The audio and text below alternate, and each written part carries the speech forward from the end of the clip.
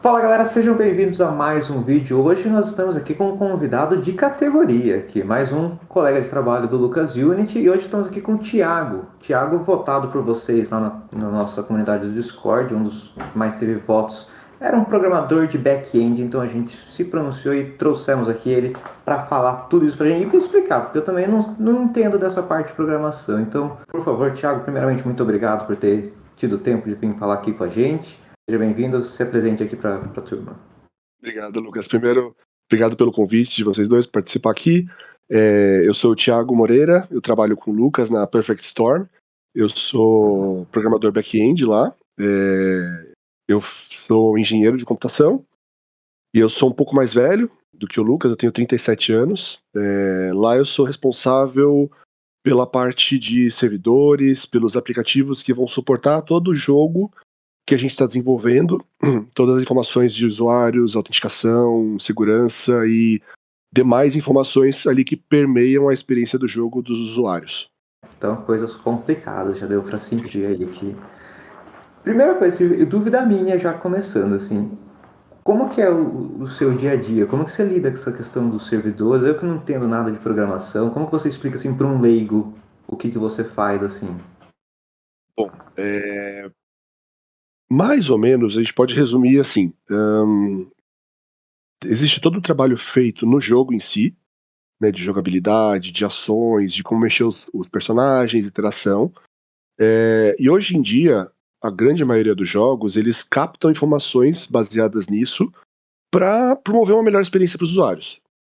Então as empresas hoje querem saber o que que os clientes preferem nos jogos, o que não está tão legal. A questão de segurança também é extremamente importante, né? Que a gente fala de um jogo online, você tem que prover para o usuário uma certeza de que ele vai poder usar o jogador dele, o personagem dele, sem que ele seja hackeado, que ele perca aquela informação. Ainda mais esses jogos que tem compra de itens dentro do jogo. A gente já ouviu no passado, uns 10 anos atrás, muitas histórias de invasão, de roubar itens do jogo, que acabam sendo caros. Então é toda essa parte de suporte que a gente faz. Então, basicamente o que a gente tem é uma solução web na qual o próprio jogo fica se comunicando para mandar e receber informações. Então, se a gente fizer uma analogia com sistemas de empresa e outros tipos de aplicativos, sites, por exemplo, o site do banco, estruturalmente é a mesma coisa. Você vai ter um servidor que vai ter um monte de regra e uma base de dados para armazenar todos os dados dos jogadores, e aquilo vai se comunicar. Só que, ao invés de ser com uma aplicação web ou um sistema de empresa, vai ser diretamente com o jogo dos usuários. Você falou agora, trigou aqui na memória, eu jogava Priston Tale e minha conta foi hackeada uma época e eu fiquei muito pistola, perdi muita coisa lá. Exatamente. Então, para você, você nem se importa com o jogo em si. O que importa para você é ali o servidor e as coisas de trás. Você nem, imagina, você nem trabalha então na Unity, coisa assim. Na verdade, a gente tem equipes separadas, né? A gente tem a equipe de gameplay, que faz o jogo, que é o Lucas e outras pessoas do time. E aí temos eu e o Paulo no back-end, a gente cuida dessa parte de servidor, mas tem uma parte extremamente importante que é a comunicação. Então, não adianta a gente ter simplesmente o jogo rodando super bem, o back-end rodando super bem, né, o servidor, e ninguém dar uma atenção para essa comunicação entre o jogo e o servidor. Então, eu acabo trabalhando bastante também com essa comunicação. Eu trabalho com Unity às vezes para desenvolver a ferramenta que o pessoal do gameplay vai utilizar para enviar e receber informações do servidor, mas eu fico mais com a parte do servidor em si. Você deixa as classes e os métodos prontos, né, pra gente usar. Então eu vou lá, crio a tela de login, por exemplo, e chamo o seu método quando ele apertar o botão de logar. E aí você já valida, já faz o envio para API, né? Mas tem empresas que acaba o próprio programador do gameplay acaba tendo que fazer essa classe de enviar para API. O máximo que nem numa outra empresa que eu trabalhava, o máximo que me mandavam era o link da API, né? E os parâmetros que eu precisava enviar e tal. Mas aqui você já mastiga mais ainda pra gente e já deixa pronto até os métodos, fica mais fácil ainda. Esse é o padrão, né? Muitas empresas trabalham exatamente assim, manda a especificação do que o back-end espera, e a pessoa do gameplay, no caso, desenvolve essa integração. Mas existem vários detalhes dentro das regras de negócio ali que podem passar batido, podem ser alguma informação que não são levadas em consideração e acaba tendo muito retrabalho. Então eu prefiro trabalhar desse jeito, assim, eu trabalho com back-end, mas eu trabalho um pouquinho ali também com gameplay. E eu acho muito legal trabalhar com gameplay também, então pra mim eu fico bem empolgado com isso. Sim, essa é uma dúvida minha. Você optou por escolher o back-end ou ele te escolheu? Como é que foi isso? Putz, cara, eu sou engenheiro, né? Eu tive uma consultoria de software por mais de 16 anos e eu trabalhava basicamente com sistemas. Eu cheguei a fazer alguns jogos para parceiros de marketing, mas coisas bem pequenas e então o meu know-how de back-end, de sistema web é muito maior. Eu já tô aqui mais de 100 projetos nesse formato. Então, quando eu fui chamado, quem me contratou foi o T-Hop, que é um dos diretores lá da Perfect Storm. E quando eu fui chamado, tinham duas vagas, uma de gameplay engineer e uma de back-end engineer. E aí eu fui escolhido pro do back-end e o Moisés, que é um outro cara que trabalha com a gente, foi escolhido pro de gameplay. Entendi. Então, por você, qualquer uma das duas você estaria aceitando. Sim, eu realmente tenho pouco. Eu gostaria de trabalhar mais com gameplay, acho que a longo prazo isso é. Eu até conversei com o Mark, que é o nosso chefe, sobre isso, mas eu não tenho tanto know-how quanto vocês, então eu seria aquele estagiário pentelho se eu estivesse trabalhando no gameplay agora. Melhor trabalhar no back-end. Já tá dominando. É uma coisa que você tem que forçar a barra um pouco, porque eu comecei fazendo software, né? E eu trabalhava em empresas bem pequenas, então eu tinha que fazer o front, o back, o banco de dados, tudo, né? Então eu aprendi a pôr a mão à massa em tudo. Então eu consegui saber realmente o que eu gostava mesmo, né? É legal, né, fazer a parte do back, mexer no banco, fazer uns SQL, né, umas query, mas para mim ver o progresso do jogo e tal é o que realmente me mexe, assim, porque o back-end não é muito visual, né? E se você vai nas reuniões, você vai explicar para a empresa inteira e tal o que a gente fez. Teve uma reunião lá que, né, o Mark foi falando, fizemos isso, minimap, isso. Tipo, o CEO falou, para tudo, eu só ouvi o minimap. Então, tem o mais glamour. Por outro lado, não adianta nada, né, o jogo que a gente tá fazendo sem o back-end, né? Tipo, é essencial, tipo, o back-end é igual o baixista de uma banda, né? Se ele faz o trabalho dele bem feito, ninguém percebe que ele tá lá, mas se ele erra, Exato. desorganiza e tal. É a melhor analogia, exatamente.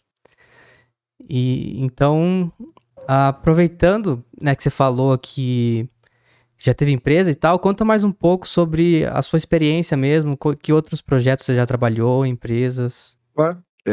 Putz, eu entrei na faculdade faz 20 anos, foi em 2002, então faz um tempinho já. E a única coisa que eu sabia, assim, que eu queria sempre trabalhar com jogos. Acho que naquela época de colegial, ensino médio, hoje em dia, que ninguém sabe o que ia fazer, meus amigos estavam surtando e eu tinha certeza que eu queria trabalhar com jogos. Aí eu fiz a faculdade de engenharia, naquela época tinham poucas opções, né, para trabalhar realmente com jogos. E até meu projeto de formatura a gente desenvolveu uma engine, que é uma ferramenta de desenvolvimento de jogos para realidade aumentada. Foi bem legal. Ah, A gente chegou a apresentar, eu fui entrevistado pelo Luciano Amaral, que naquela época ele tinha aquele programa de jogos na TV, foi bem, bem legal. E aí, só que não tinha muitas opções, né? Putz, você sai da faculdade, duro de dinheiro, e eu já estava estagiando numa empresa grande, tinha vários amigos meus lá, continuei. Depois o meu chefe dessa empresa me convidou para ser sócio na empresa que ele estava abrindo, a gente começou, e eu sempre busquei oportunidades para trabalhar com jogos na empresa, mas ainda era muito incipiente. Eu cheguei a trabalhar um pouco com a Vivo, fazendo um jogo, com a Unilever a gente fez uma outra coisa também, mas era basicamente mais aplicativos e sistemas para empresas, né? Aí uma época a gente chegou a ter uma parceria com a Sony, então a gente tinha o kit de desenvolvimento do PlayStation 3 na época, e aí foi meu primeiro contato real, assim, com o desenvolvimento. Eu já dava aula, em faculdade, e eu também dei aula na Samsung, no centro de treinamento que eles têm de desenvolvimento de jogos, então já conhecia a Unity, já tinha estudado bastante, mas foi o primeiro contato que eu tive assim, ok, vou fazer um jogo.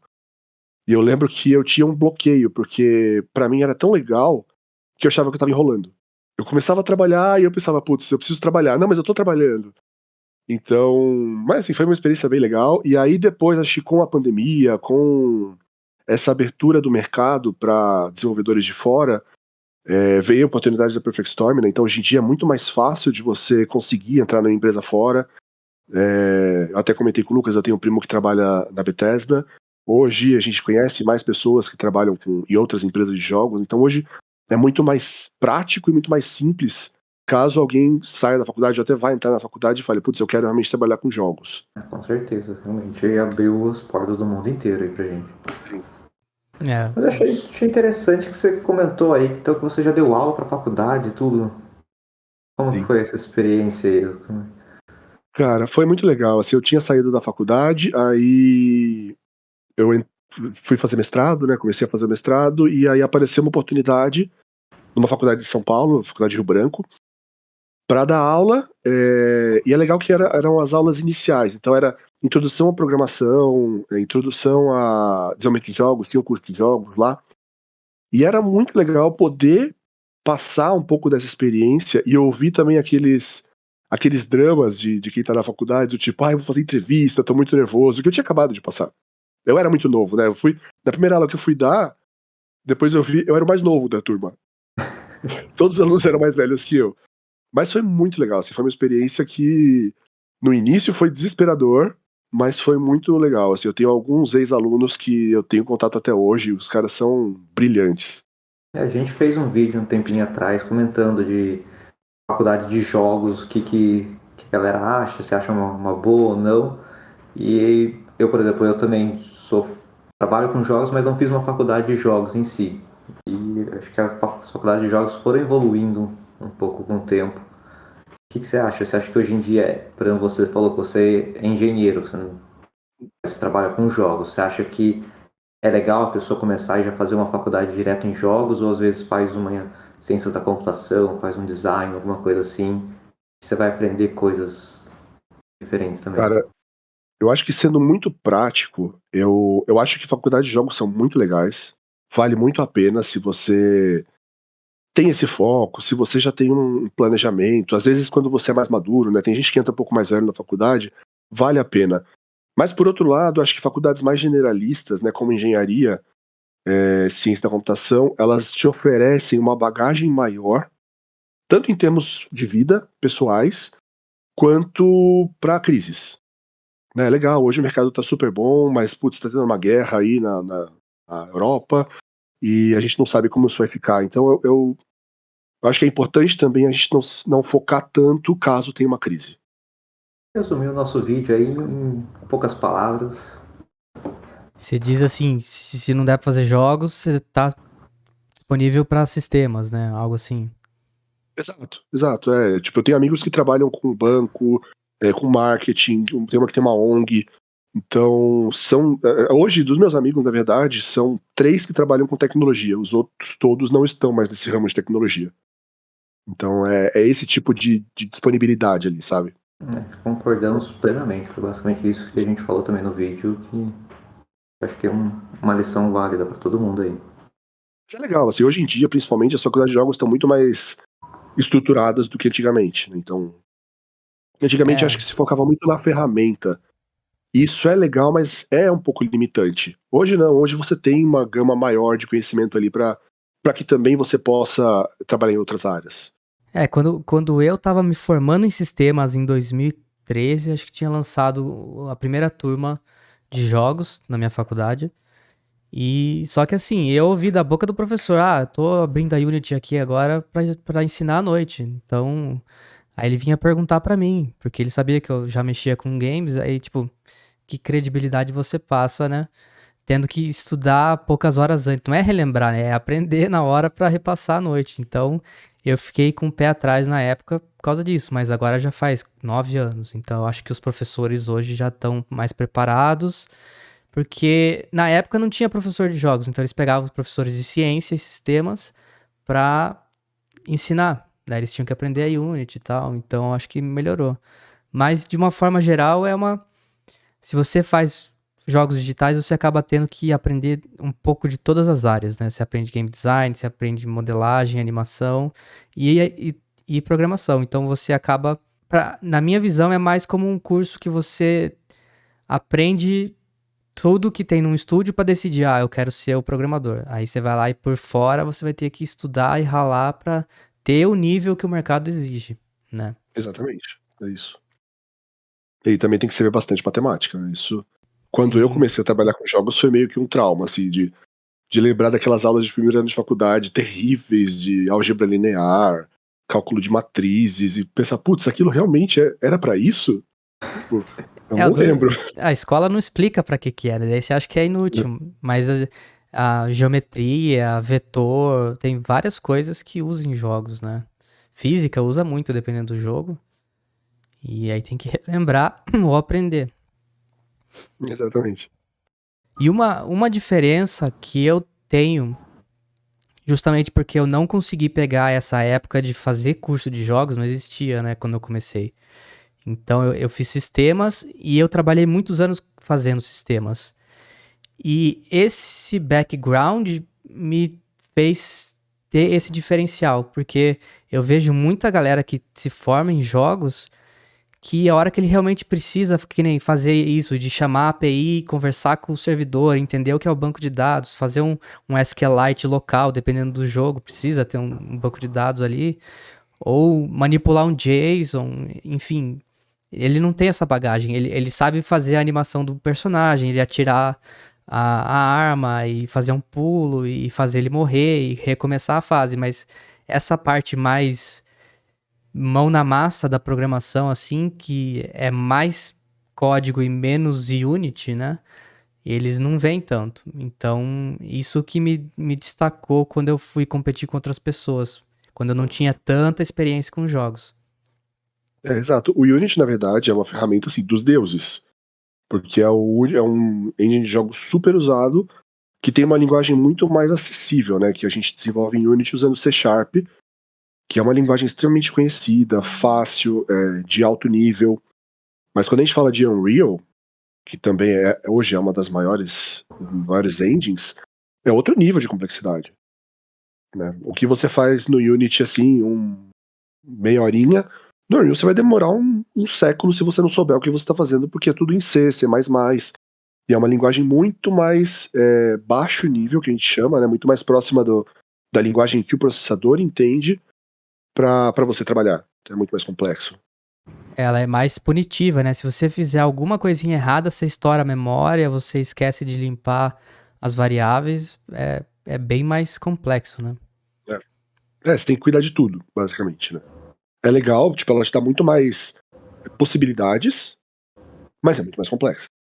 Sim. Pra alguém que só quer fazer os próprios jogos assim, acaba sendo bem complexa, né? É mais estúdios, por isso que é mais AAAs que acabam usando a Unreal, né? E fora as particularidades das diferenças, né? A Unity tem muito foco para 2D, a Unreal já é mais, né, focada em FPS, agora porque assim, eles fazem a Unreal para os jogos que eles fazem, tipo, hoje é o Fortnite.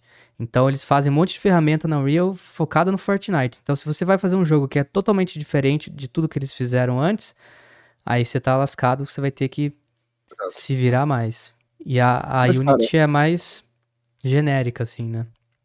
mas é uma oportunidade, né? Hoje em dia é muito mais fácil você encontrar desenvolvedores de Unity do que Unreal. Então, putz, como é que eu começo a estudar isso? Estudar um pouco de C, C++ e entender como o Unreal funciona, também abre muito mais portas do que o Unity. Você consideraria, então, o pessoal dar uma olhada nesse mundo da complexidade? É legal, eu já vi vários jogos que foram feitos no Unity que não tem código, né? Eles usaram aquelas ferramentas gráficas que abstraem o código, então é como se você estivesse programando usando diagramas. Então é legal, putz, não tenho nenhum conhecimento de desenvolvimento, eu sou um designer, eu trabalho com arte, dá pra fazer uma coisa no Unity, legal. Mas se você quer ser um programador, eu acho que informação nunca é demais. É legal saber o Unity, sim, ele é muito mais acessível, mas seria legal também fazer um curso de Unreal, sabe? Eu comecei a fazer um e preciso retomar, assim, sendo bem sincero, porque é difícil. Não dá aquele ânimo de estudar. Mas foi o que eu falei, né? É muito mais difícil de você achar alguém que trabalhe com Unreal e entenda como é que ele funciona. Sim. É engraçado. Pode Eu, ver. eu dei uma mexida na Unreal uns anos atrás, acho que uns 2 anos atrás. Na pandemia, eu comecei a brincar com ela, porque minha namorada é arquiteta, então a gente estava mexendo em softwares para fazer realismo. E a Unreal é maravilhosa para isso, Ray Tracing e tal. O visual dela é sensacional. Então eu mexi mais na Unreal em si do que na programação. Eu ficava só fazendo print das coisas.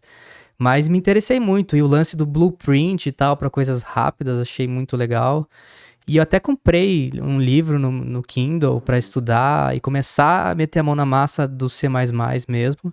Mas aí eu acabei focando em Unity e estudar para as entrevistas na época que eu tava correndo atrás de vaga internacional e acabei deixando de lado. Mas eu tenho interesse, até porque quando você aprende outra coisa, desbloqueia áreas no seu cérebro que você não tá acostumado, assim. Então você começa a entender até a Unity, porque ela é feita de tal jeito, aprendendo coisas na Unreal. Aí você vê, opa, isso aqui é igual, isso aqui fizeram diferente, por que fizeram diferente? E aí vai realmente fazendo sentido na sua cabeça. É legal aprender outra ferramenta, mesmo que você não vá usar profissionalmente, mas abre a mente, assim. Eu lembro de uma professora minha de faculdade, que acho que no quarto ano a gente tava meio frustrado com o curso, assim, a gente não tava meio maçante, a gente não via nada muito específico, e as coisas eram muito genéricas, a gente tinha também a parte de eletrônica, por causa do currículo de engenharia, que pra gente não fazia muito sentido, e aí ela falou isso, ela falou que o importante de você aprender não é a ferramenta em si, é o conhecimento por trás. Então se você sabe como o Unity funciona, como o Unreal funciona, você vai saber trabalhar muito bem nessas ferramentas, e elas não passam de ferramentas. Amanhã pode surgir um outro engine, ou até você pode trabalhar com outros engines que já existem hoje. A Ubisoft tem um engine próprio, a Square Enix tem um engine próprio. Várias empresas tem o CryEngine também, que é bem famoso. E você entender o conceito de como funciona a triangulação, todo o cálculo 3D ou 2D, como que funciona o ciclo de vida de um jogo, isso é importante. Depois você faz um curso e aprende, seja Unity, seja Unreal, seja qualquer outra ferramenta, entendeu? É, exatamente. Se você tem a base, é mais fácil de entender dali pra frente, né? E isso é uma coisa que eu sinto falta nesses cursos de jogos digitais, assim. Eles não te dão muita base, eles querem te botar a mão na massa ali, e aí você precisa de entender um conceito por detrás, já fica meio. Você vai ter que correr atrás, porque eles não te ensinaram isso, né? Coisa que em Abstrato, né? ciência ou engenharia da computação é pesado e você vai ter que fazer. Você vai começar programando em C ali no bloco de notas e compilar na mão, sabe? É outro esquema. E eu venho um pouco desse mundo também, então. E tá acabando, né? Porque agora a galera vai direto pra jogos digitais. Acho que essa bagagem é bem legal. Eu lembro de uma matéria que a gente teve que era sistemas operacionais.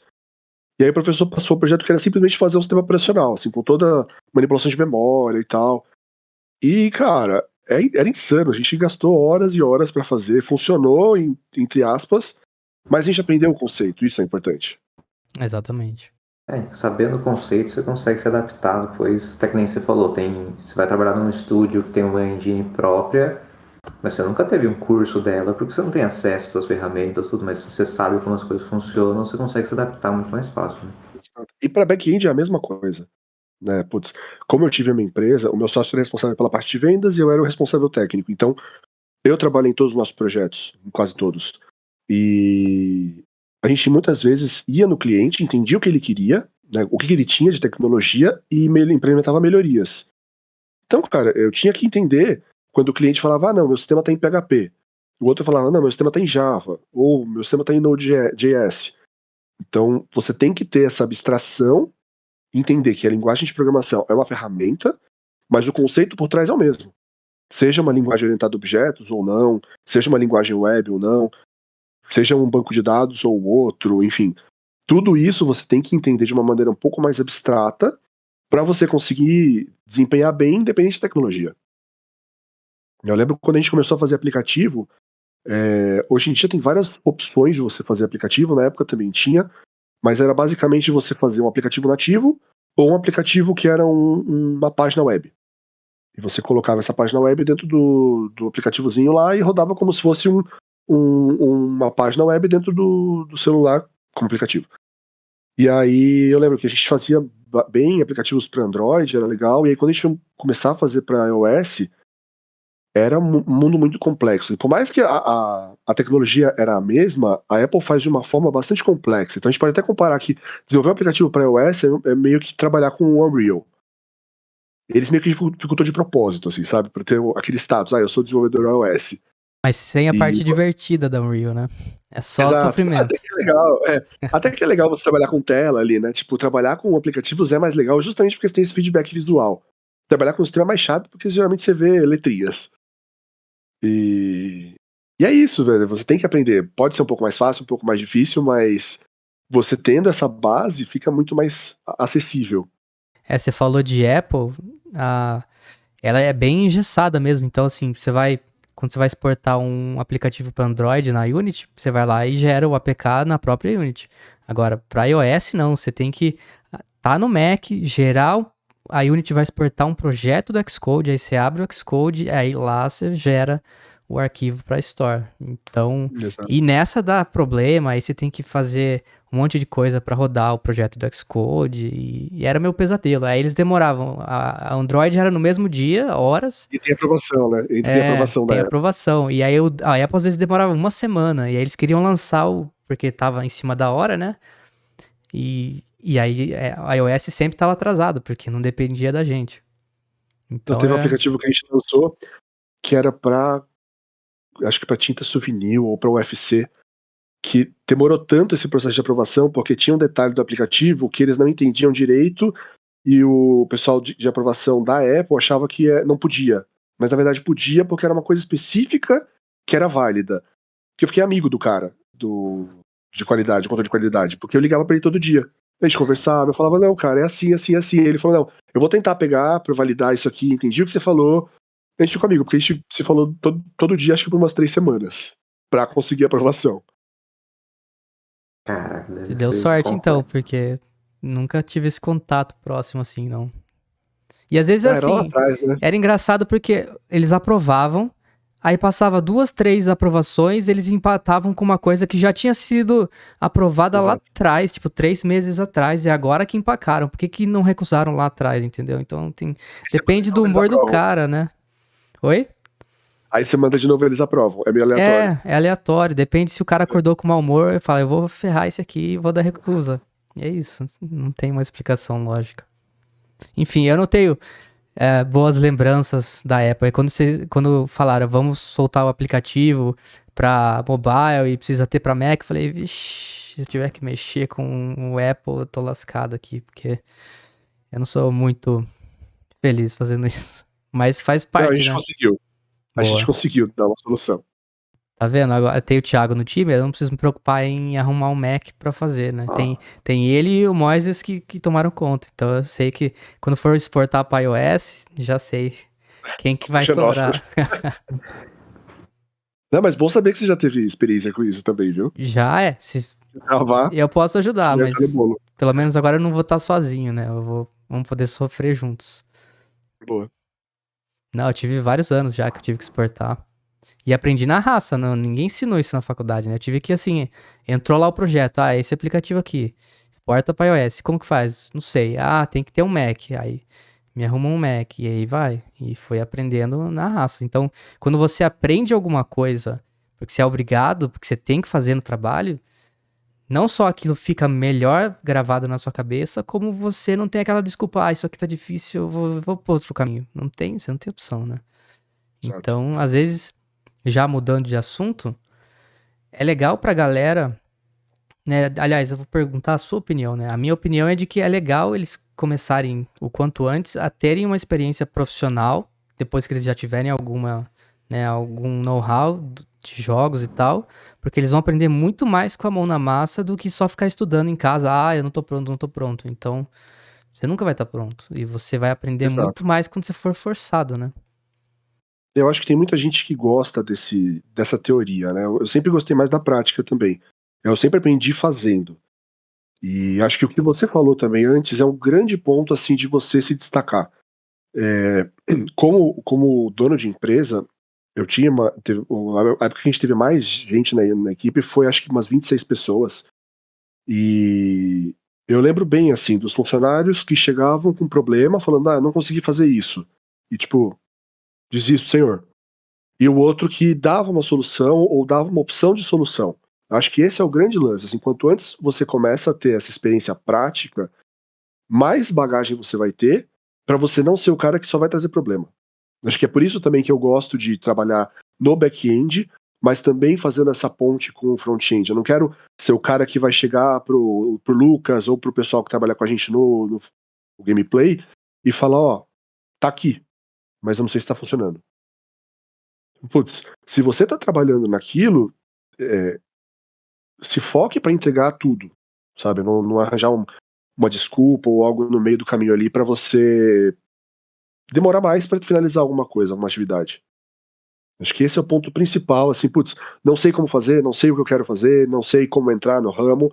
Acho que essa postura, assim, de perceber que vai ter muito problema, trabalhar com tecnologia é uma coisa meio artesanal. Trabalhar com desenvolvimento é uma coisa meio artesanal, né? A gente fala que não, é super tecnológico, a gente tá fazendo programas e jogos e sistemas, mas, cara, é você lá, tipo, fazendo a cesta de Vime. É você criando o seu código que vai fazer alguma coisa. Então, vão ter muitos problemas, você vai passar dias estressado, assim, pensando, putz, o que tá errado? E no final vai ser uma coisa muito besta, geralmente é assim. E a postura de, ok, eu vou pedir ajuda se precisar, mas eu não vou simplesmente chegar e falar, ó, tá aqui, eu não consegui. Acho que isso é o principal que vai fazer um diferencial para quem quer entrar, seja para desenvolver jogos, seja para desenvolver sistemas, mas para ser desenvolvedor mesmo. É, Você que está ouvindo esse vídeo aqui, anotou isso? Isso é importante, hein? Se não anotou, volta aí uns minutinhos, porque acho que foi uma dica de ouro que ele acabou de dar aqui pra gente, hein?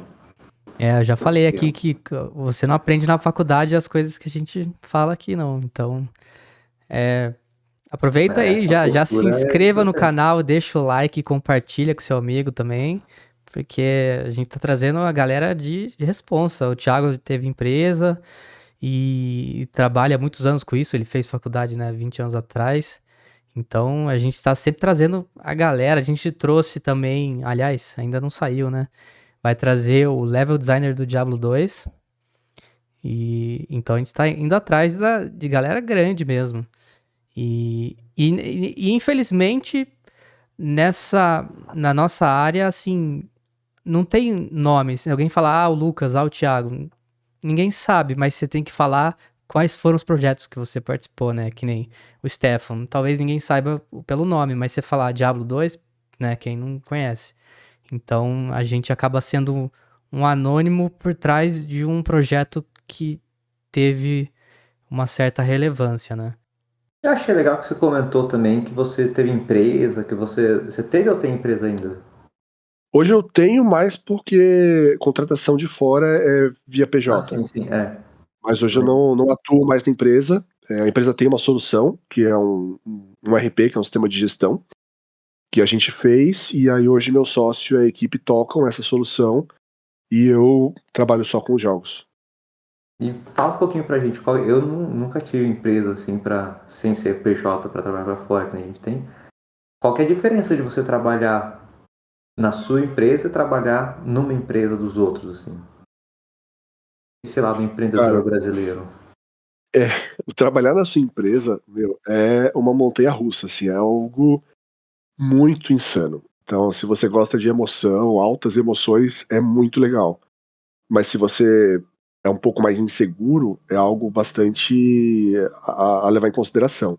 Hoje em dia, acho que a minha experiência de empresa foi muito baseada em projetos, né? A gente começou como uma consultoria e trabalhou durante muitos anos com projetos. Então a gente ia, fazia contato com um cliente novo ou com algum cliente que a gente já tinha, entendia as necessidades dele e sugeria, implementava uma solução.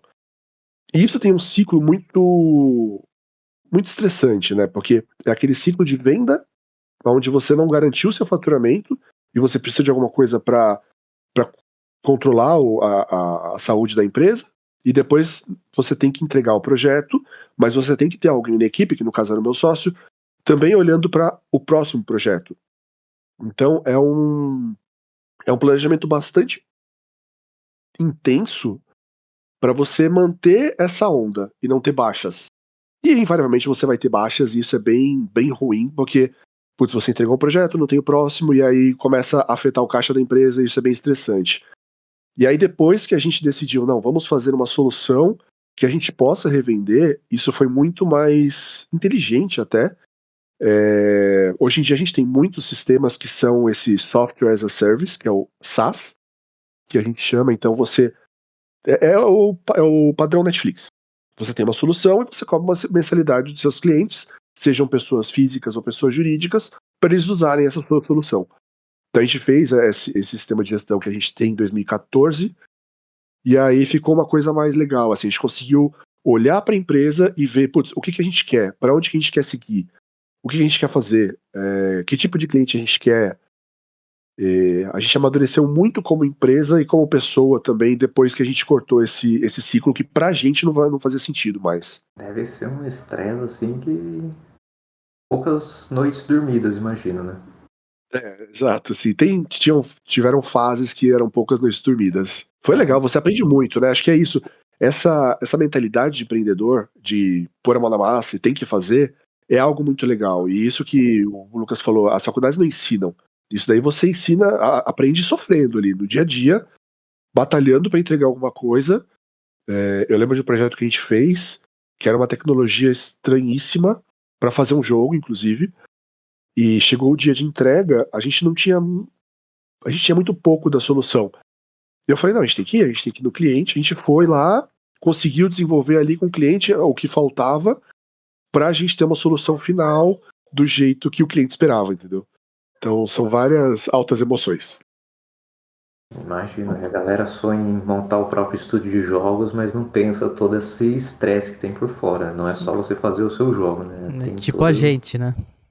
É, O estúdio de jogos é ainda mais crítico, né? Porque você precisa lançar o produto para começar a receber dinheiro.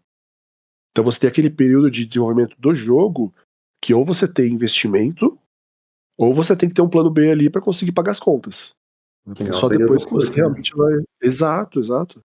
É bem É, complicado. por isso que pra gente vai ser um. Ou a gente faz, que nem a gente tá pensando, os nossos próprios jogos assim, fora do horário, não tem custo, né? Sim. Ou o dia que for realmente ter um estúdio, ter que ter bala na agulha pra aguentar, bancar de repente as pessoas, ou pagar pelo projeto, enfim. Ou. É, não é uma coisa simples, então seria bem arriscado alguém começar sem experiência e achar que vai dar certo, né? A chance disso dar certo é mínima. A gente já teve vídeo falando, né, que essa é uma das top 5 piores ideias de um game dev, é sair querendo ter o seu próprio estúdio, assim, sem ter aquela bagagem de saber o que tá fazendo, né? Não só de programação, ou seja lá qual for a área dele, mas de empresa mesmo, né? É outra skill diferente. Saber lidar com a empresa e tudo isso, os gastos, toda essa questão, né? Sim. E quando você fala de projeto, né, como eu fazia na consultoria, é mais fácil até porque geralmente no projeto você tem uma parcela inicial. Então você consegue se sustentar durante o projeto. Mas quando você faz de jogo, não, ninguém vai te pagar pra você trabalhar e fazer um jogo. É o risco. É. Exatamente. Ou se é muito famoso e faz um crowdfunding e todo mundo já banca seu jogo, né? Mas É a já minha opção. é, não é a nossa ainda. Não é tão Talvez um simples dia. também. Não é tão simples assim, mas. Mas agora, assim, pensando agora, você já tem uma carreira, você já tem experiência. O que que você olha pra trás e fala assim, putz, nisso aqui eu acertei muito bem, e quais as coisas que você fala, putz, eu tinha que ter ido nesse caminho, o que que você fez errado, o que que você fez de muito certo no começo da sua carreira pra chegar onde você tá hoje? Cara, eu acho que quando a gente sai da faculdade, eu fiz Poli, né? Eu fiz USP. E acho que na Poli a gente era meio que doutrinado a trabalhar em empresa grande, almejar grandes cargos. E você é novo, né? Eu saí da faculdade com 22, acho. E eu tava trabalhando numa empresa grande, e na época que eu saí, eu recebi 2 propostas de fazer mestrado na faculdade. Uma do meu professor, que era do projeto de formatura, que era no laboratório de jogos, e uma outra de um outro professor, que era um laboratório de gestão. E aí, na época, eu tomei a decisão de, não, vou fazer o mestrado no laboratório de gestão de projetos. Meu mestrado vai ser com foco em gestão de projetos. Essa foi, assim, foi uma escolha terrível que eu fiz. Se voltasse no tempo, com certeza eu iria fazer algo voltado a jogos. Acho que seria mais fácil até para eu conseguir trabalhar realmente com jogos mais novo. E no fim, o mestrado não tinha nada a ver comigo, tanto que eu desisti. Eu não terminei. Porque chegou uma hora que não fazia mais nenhum sentido. Eu ia naquelas aulas de engenharia, o pessoal calculando integral, eu pensei, cara, eu não quero isso pra minha vida. Eu não preciso disso, sabe? Umas aulas de eletrônica, assim, bastante técnica. E eu já trabalhava com programação, que tem uma outra pegada, né? Então, isso eu acho que foi um grande erro e um grande aprendizado também de saber direcionar. Eu saí da faculdade pensando, não, eu vou ser diretor dessa empresa multinacional que eu tô, e 7 meses depois eu tinha saído da empresa e montado a minha. Então, sabe, pensar um pouco mais à frente e realmente perceber o que você quer. Uma outra coisa também que sempre pesou pra mim é a questão, quando você trabalha com tecnologia, principalmente com software, para sistemas, existe muito uma separação entre a gestão e o técnico. E a maioria das empresas grandes, existe uma certa hierarquia onde o técnico vai ser bom até um certo patamar, mas a gestão é o que vai comandar a empresa. Então sempre existe o técnico é menos relevante do que a gestão. Então você acaba almejando, não, eu quero trabalhar com gestão. Trabalhei muito com gestão de projetos na empresa, mas depois de muito tempo batendo nessa tecla e errando, eu percebi que não, que o meu grande ponto forte era o técnico. Eu poderia ser um gestor, ok, mas tecnicamente eu tinha muito mais qualidades do que sendo um gestor. E aí perceber isso também foi bem legal, e perceber que é uma questão de ego você querer ser o gestor, sendo que pra mim não fazia sentido, porque eu preferia muito mais trabalhar com a parte técnica. E aí acho que quando eu percebi isso, e aí foi quando a gente também decidiu desenvolver uma solução para revendê-la, e quando eu decidi também sair da empresa para buscar oportunidades em jogos, trabalhando como técnico, acho que isso foi algo que me deixou muito feliz pessoalmente também. Sabe, eu realmente realizei o que eu sempre quis. E, Melhor coisa que tem. e foi na Perfect ou você já tinha conseguido alguma coisa antes? Não, foi na Perfect. Eu tinha conseguido trabalhar em projetos internacionais antes. Eu trabalhei para uma empresa dos Estados Unidos e uma empresa do Canadá, mas como desenvolvedor. E aí acabou o projeto do Canadá e depois eu tive contato com o T-Hop, que foi quem me contratou na Perfect Storm, e aí foi minha primeira oportunidade, assim, 100% trabalhando com jogos. Pô, legal, não sabia. Então, agora que você tá indo atrás do sonho, né, de trabalhar com games. Sim, sim. Eu converso muito com o Mark, que é o nosso chefe, e eu falo, cara, pra mim é uma das metas que eu sempre tive na vida, trabalhar com jogos, e eu tô realizando agora. Então, eu tô muito feliz, muito agradecido. Que massa. E você já trabalhou com empresas ou clientes do exterior antes? Eu já trabalhei tanto na empresa, a gente já teve multinacionais como clientes, então a gente desenvolveu um aplicativo pro UFC já, e algumas outras empresas da Europa. E aí depois, quando eu fui trabalhar de freelancer, eu trabalhei com um projeto nos Estados Unidos e um no Canadá.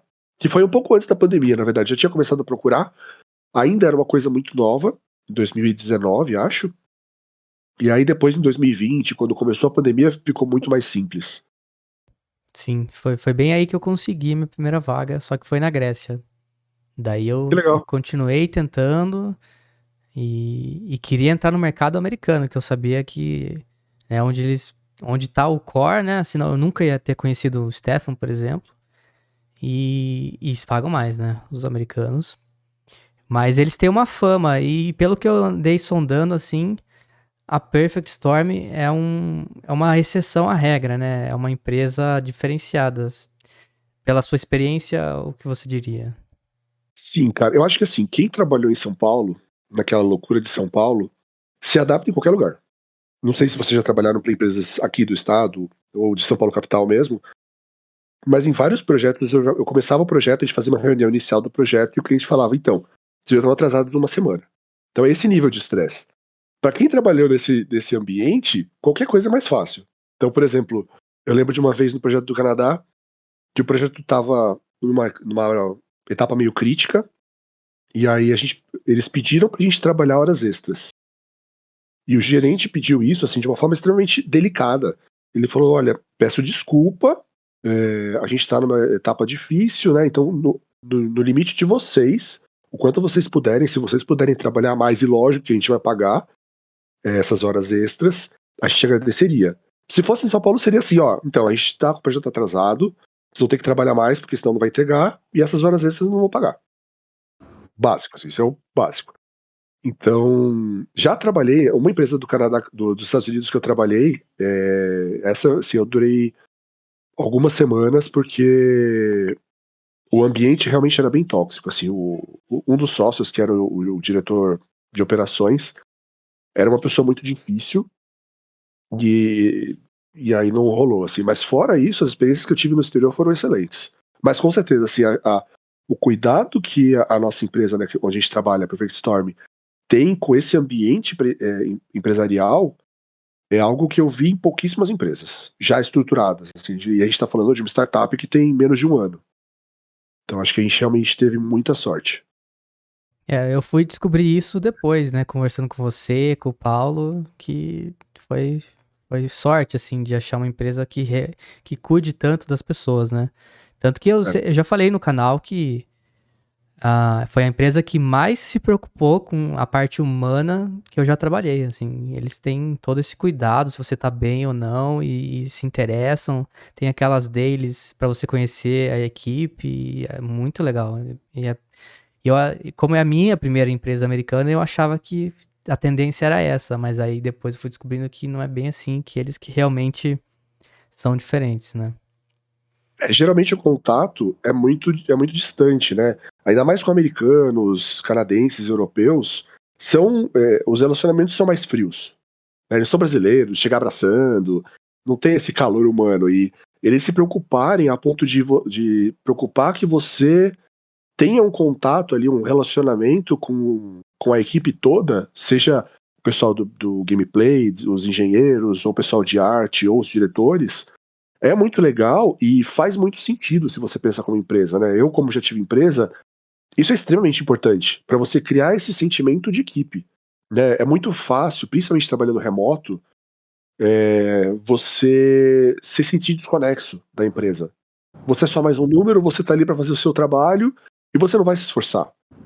É muito fácil você ter esse sentimento assim de, tá bom, já fiz o de hoje. E você promover essa interação entre os funcionários é extremamente importante. Principalmente quando a gente fala de jogo, que é uma coisa que tem um risco atrelado, né, que tem uma complexidade muito grande. Então é muito legal ver como eles implementaram isso na prática. Na empresa da Grécia eu me sentia assim depois de um tempo. Tinha dia que eu não falava absolutamente com ninguém, nem por texto, nada. Assim, parecia que, nem, sei lá, se eu não fizesse nada naquele dia, ninguém ia nem ver. Então Você faz seu trabalho e ponto final, né? você vai lá, mexe na sua tarefa, muda o ticket e é isso, assim. Você não sente que tem outra pessoa trabalhando também naquele projeto e tal. Fica uma coisa mais fria. E nessa não, você tem dailies com o time inteiro, você tem reuniões com outras pessoas, né, pra falar sobre temas diversos. Aí toda sexta reúne a empresa inteira, fica uma hora falando, né, sobre planos, sobre o que foi feito e demonstra. É bem, bem diferente, você se sente parte do time, né? É bem legal. E se você pensar, isso é caro, isso é custoso para a empresa, né? São as Sim, horas de todos os funcionários ali que gastam o quê? 5 horas por semana com essa interação. Mas por outro lado, é muito importante para esses momentos críticos ali do desenvolvimento da solução. sim, você vai ter mais conexão com as pessoas e você vai pensar duas vezes antes de sair da empresa só por um valor maior, né? Você vai fazer a conta de toda essa parte também, né? Às vezes não é só o dinheiro que importa. Vocês comentam dessas interações que vocês têm. Eu trabalho também, faço um freela para uma empresa americana também. Eu não sei a voz de nenhum dos meus colegas de trabalho. Eu não sei o rosto nem a voz de nenhum. É só texto, só e-mail, Discord. Então realmente é um pouco mais complicado nesse sentido. E se você trabalha assim numa empresa onde já existe uma solução, né? Se tá mais focado no suporte, então, por exemplo, o jogo já foi lançado, até ok, né? Tipo, existe um lado negativo, mas a solução já tá pronta, então você consegue trabalhar isolado mais. Mas pra gente que tá criando do zero, é impossível, assim, vai sair um Frankenstein se não tivesse isso. Realmente é complicado. Vocês têm sorte, eu tenho um pouquinho de invejinha dessas dailies que vocês comentam aí, mas tá valendo, tá valendo. Quem sabe um dia, Quem sabe um né? dia. Eu acabo sempre arrastando o Gamarra comigo. Na Eu já empresa. conheci metade da Perfect Storm aqui, já conheci já. Pô, Tem alguma coisa assim que você fala assim, putz, vamos nesse caminho porque é bom pra quem tá começando? Porque eu não entendo nada dessa parte de back-end, de programação, mas falo assim, putz, tem essas lições que eu queria dar pras pessoas. Tem alguma coisa em específica que você É, tem em mente? por exemplo, por que a pessoa optaria se eles vão pra front-end, back-end, gameplay? Então seria legal a gente explicar as diferenças, né? Pra mim é algo, uma analogia seria médico. Você aprende a base, mas depois você pode se especializar para um lado ou para o outro, né? E para você, como que você definiria, como que a pessoa escolheria o que ela acha mais interessante? acho que hoje em dia, quando se fala de desenvolvimento da parte de sistemas, existe uma separação bem distinta, né? Você tem o back-end e o front-end. Acho que há uns 10 anos atrás começou essa separação a ser maior, porque a gente tem novas tecnologias, principalmente no front, que facilitam e que são totalmente diferentes do back-end. Antigamente não, era basicamente a mesma tecnologia e se tratando de um sistema web, era HTML, JavaScript e algumas outras bibliotecas ali, como jQuery, enfim. E hoje em dia não, você tem várias tecnologias específicas para o front-end, nas quais o tratamento é muito diferente do back-end. Então, hoje você tem o cara de back-end, que é o que trata das regras internas do sistema, seja jogo ou sistema, trata da comunicação com a base de dados, do armazenamento desses dados e do envio desses dados para o front-end. Então, a preocupação desse cara é muito mais no como fazer e de que forma mais prática e mais rápida fazer, né? Seja para gerar um relatório ou para gerar uma tela, dados para uma tela. E aí você tem o front-end, que é a pessoa que vai ficar responsável por mostrar isso.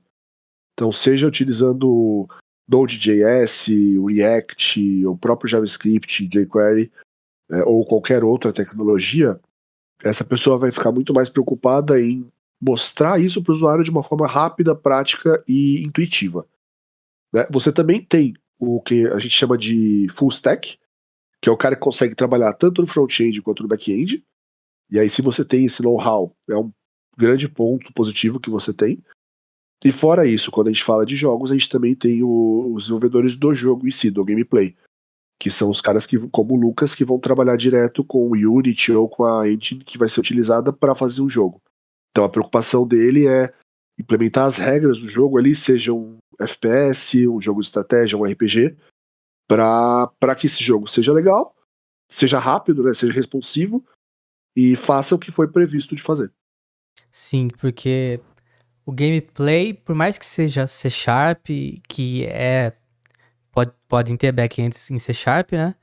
Mas o conhecimento que você tem que ter pro gameplay é diferente. A maneira de aplicar, às vezes, né? Você interagir com o front da Unity mesmo, na UI, ou os personagens, enfim, tem, tem essa diferença, né? Você tem que saber aplicar o C Sharp pra unir com. Acaba sendo o back-end do front-end, né? É um negócio meio confuso, porque tem realmente o back-end verdadeiro, que é o servidor e tal, que você explicou, e tem, na Unity tem o que seria o HTML, essas coisas, seria você abrir a Unity e ir lá posicionar o personagem no mundo, fazer essas coisas, ou a UI, né? Isso seria o front. E aí teria o back-end do front, que são os scripts em C Sharp. Mas ainda por isso que é meio confuso. E tem muita, inclusive, dessas empresas de busca de emprego, quando você vai se cadastrar, não tem gameplay lá. E aí tem back-end e front. E aí eu tendo a jogar em front, mas aí eles perguntam a tecnologia e tal, React, essas coisas. Vira uma zona, né? O front tem uma tonelada de sopa de letrinha e não tem nada a ver com o que eu queria fazer, né? Porque, basicamente, se você é programador gameplay, você tem que estar lá. Unity, C Sharp, basicamente, é o principal. O resto seria um extra, mas... E eu vejo muito que tem... Ainda não... Tem lugares que não souberam deixar específico o programador de gameplay. E acaba fazendo essa confusão. Os skills são totalmente diferentes, né? Como você falou agora há pouco, esse cara vai ter que saber muito mais de matemática, geometria, física, o que um desenvolvedor de front-end que vai fazer uma página web, uma página do sistema, não precisa saber nada. Sim. É outra pegada, né? Eu pensei aqui agora, acho que é o primeiro convidado que a gente tem em Unity que trabalha com jogos que ele não sofre da nossa síndrome aqui de que é perder o hobby de jogar. Porque então você não tem esse problema, imagino. Não, por quê? Tem muita gente que perde o hobby de jogar. Você Porque você tá perde. trabalhando 8 horas por dia ali no negócio. Aí você vai descansar e jogar o jogo às vezes, você não. Eu às vezes não tenho paciência, eu não aguento. Tá vendo o Nossa, bonequinho? não. Fiquei 8 horas vendo o bonequinho andando ali na tela o dia inteiro. Mais. Pra mim é mais no sentido de perder a magia, porque você enxerga como foi feito aquilo, né? É igual salsicha, né? Se você vê como foi feito, você nunca mais come. Mas jogo não, que você nunca mais vai jogar, mas você perde aquela mágica, ou você pega mais fácil os bugs. Então, principalmente se é um jogo de um estilo que você faz. Como eu não tenho tanta bagagem em jogos AAA e tal, eu tô começando agora na Perfect, num MOBA e tal, eu ainda não tenho muito isso, mas eu imagino que alguém que trabalhe, tipo, num Call of Duty da vida, o cara vai jogar um Battlefield ou até mesmo outro Call of Duty, um Counter-Strike, pra ele vai perder talvez a magia daquilo, né? Não sei. Talvez um dia eu saiba responder com categoria a isso, mas Eu também. eu Eu sinto não perdi, não. que bom, porque eu perdi um pouquinho, assim, em alguns pontos, mas pra mim é igual música, né? Quando eu tenho que aprender uma música pra banda, eu não consigo mais ouvir aquela música por prazer, assim, né? Porque já fica na minha mente, né? Essa música, eu já começo a escutar a minha linha da guitarra que eu tenho que tocar. Aí passa meses ou até anos depois que eu não toco mais na banda aquela música, pra eu reabsorver e poder curtir aquela música mesmo. Não como músico, mas como um fã, sabe? E eu acho que É, games, pra mim, tá numa linha parecida. eu acho que pra mim é mais parecido com cinema. Uma vez eu fui no estúdio da Warner em Los Angeles, e aí você tem um tour no estúdio. E aí eles mostram, tipo, as casas. Ah, essa casa aqui foi usada no Friends, no filme tal, no outro filme, e é a mesma casa. E aí tinha um outro lugar lá que era tipo uma esquina, literalmente. E aí o guia falou: aqui foi gravado aquela cena do dinossauro do Jurassic Park 1, quando o dinossauro tá correndo atrás do carro e eles vêm pelo retrovisor, sabe? E, cara, era uma esquina. E aquela cena, parece que eles estão correndo por quilômetros. Só que não, eles refizeram a cena naquela esquina várias vezes e juntaram os pedaços.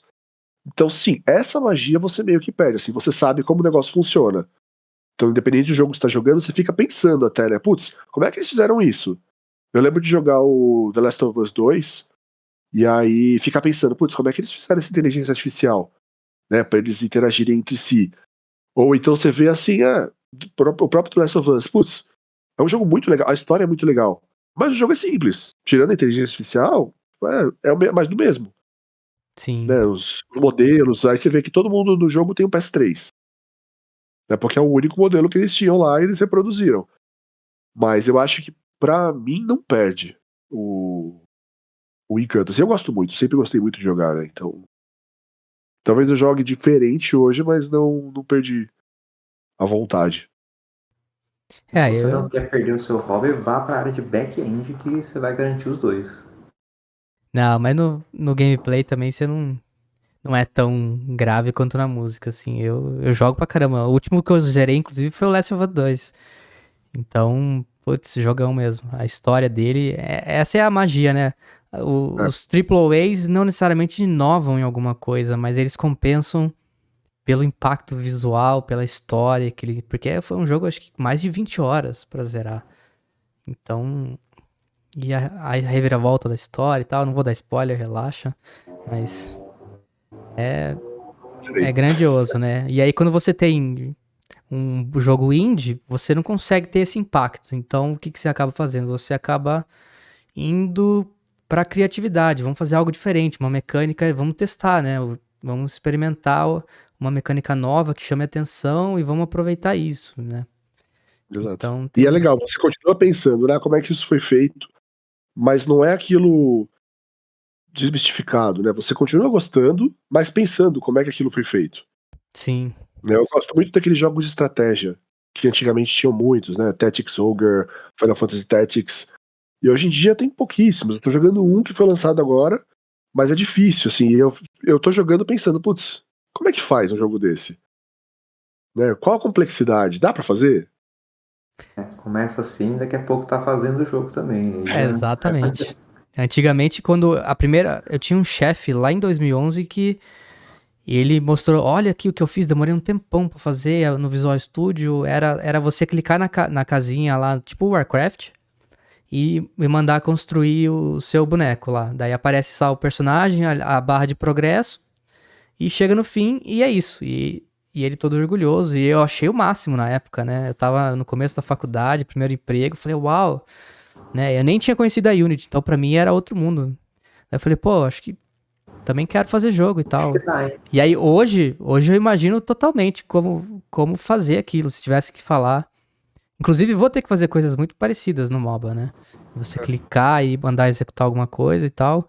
E hoje eu consigo saber, mas na época pra mim foi, nossa, tipo, e então é legal ver essa evolução. Então quando você põe a mão na massa, por mais que você nunca fez aquilo, você tem uma noção de qual caminho seguir, como que você vai, ou o que procurar aprender, né?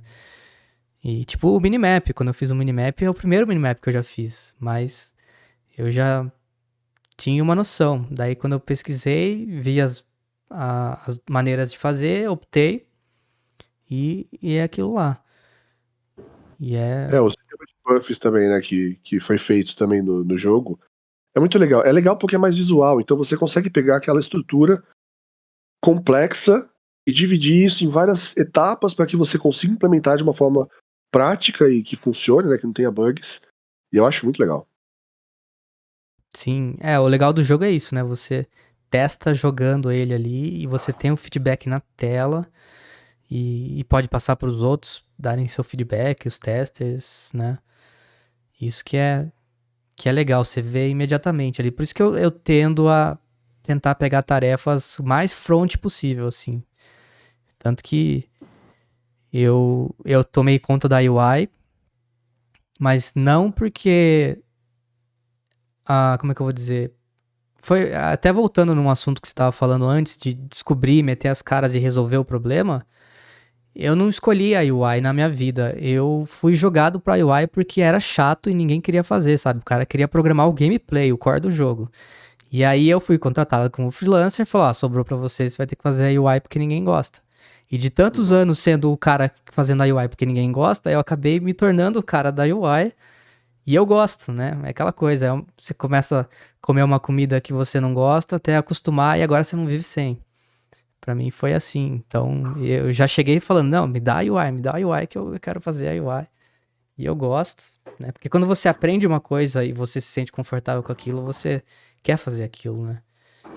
Então tem o lado de aprendizado, mas também tem o lado de puxar pra aquilo que você já tá acostumado.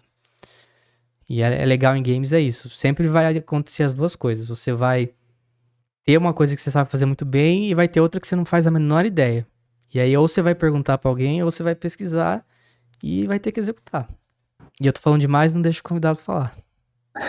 Não tenho nada pra falar.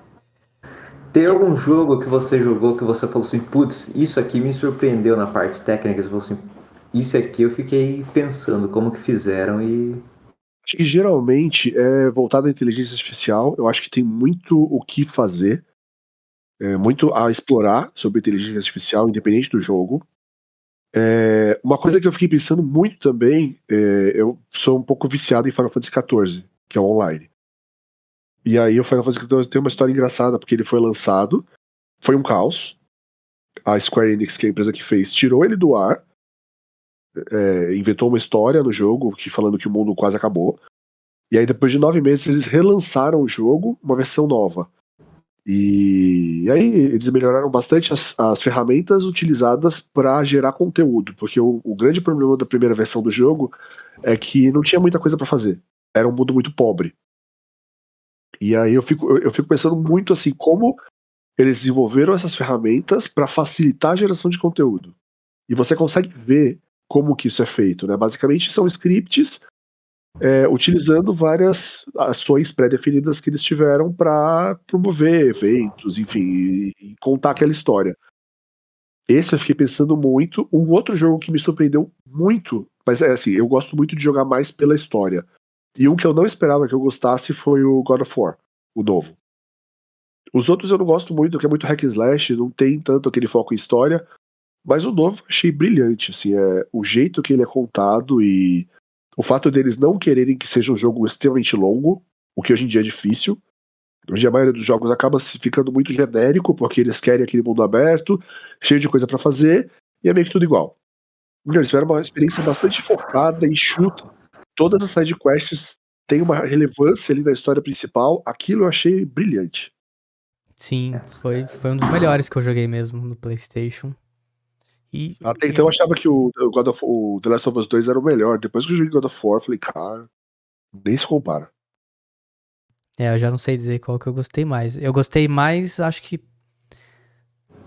o Last of Us mexeu mais comigo, né? Porque é muita coisa que acontece e você fica assim maluco. Mas o God of War te leva na história também e tem todo um cuidado. É bem legal.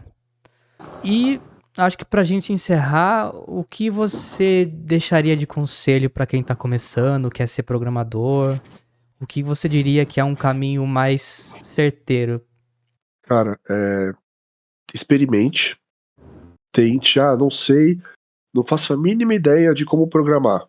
Tem vários cursos legais, práticos, rápidos, direto ao ponto na internet. Foca muito no entender o conceito por trás da programação. Eu tive alguns alunos que sofreram muito com isso, porque eles queriam falar de orientação a objetos sem saber como é que funcionava um if. Então, saber o conceito é extremamente importante, independente de você querer ser um programador de back-end, de front-end ou de gameplay. Saber o conceito é o principal, porque a partir disso você vai começar a desenvolver outras qualidades e características em cima disso. Mas se você não tem essa base, vai ficar uma coisa meio capenga. Esse é o principal conselho que eu dou, que eu sempre dei para os meus alunos e que sempre funcionou. E se, conheço a base. se você não tem a base de alguma coisa, aquilo vai te assombrar por muito tempo. Enquanto você não aprender aquela base, você vai até fazer lá na frente, né? Mas você nunca vai entender se você tá fazendo certo ou por que que tá daquele jeito. Eu tive alguns problemas assim, que eu demorei anos, até eu realmente ir atrás e ler um livro sobre aquilo, eu até executava, mas eu não entendia. Daí quando eu tinha que fazer algo mais complexo, aí eu não sabia fazer. Aí eu tive que ler um Exato. livro e voltar lá, porque você acha, não, eu tenho 8 anos de experiência, eu não preciso aprender mais isso. Mas aí você acaba esquecendo certas coisas. Aí quando eu voltei, né, baixei, desci ali fiquei mais humilde e voltei ali a uma coisa mais básica. Aí a base pregou mais na minha cabeça e aí fez sentido. E aí eu entendi. Quer dizer, eu tive que voltar lá atrás pra pegar um básico que faltou na época da faculdade. Uma coisa que eu gostava de fazer com meus alunos era passar aqueles algoritmos simples para ele fazer. Então, faça um método que calcule a sequência de Fibonacci de um número, de dois números, ou que ache o x de uma equação de segundo grau. São coisas simples que, se você consegue traduzir isso para linguagem técnica, você aprende a base. Não adianta você falar, cria uma estrutura com classe, superclasse, implementa uma interface, sendo que o cara não sabe o que fazer com aquilo. Exatamente. Faz todo sentido. Bom, então queria agradecer demais aqui ao Thiago, que deu uma aula aqui pra gente. Tá acostumado a dar aula e deu mais uma aula aqui pra gente. Então, muito obrigado. Peço a você que ficou até o final, parabéns. Você já tá um passo à frente de todo mundo que desistiu aqui no começo do vídeo. Então, peço que você se inscreva no canal, dê o joinha, entra na nossa comunidade do Discord para aprender bastante coisa lá também, participar de votações que a gente coloca para trazer os próximos convidados aqui pro Talks também. Então, muito obrigado, Thiago, você que está assistindo, e vejo vocês no próximo vídeo. Valeu, Muito obrigado, gente. Thiago, e até a próxima, gente. Tchau, tchau. Falou.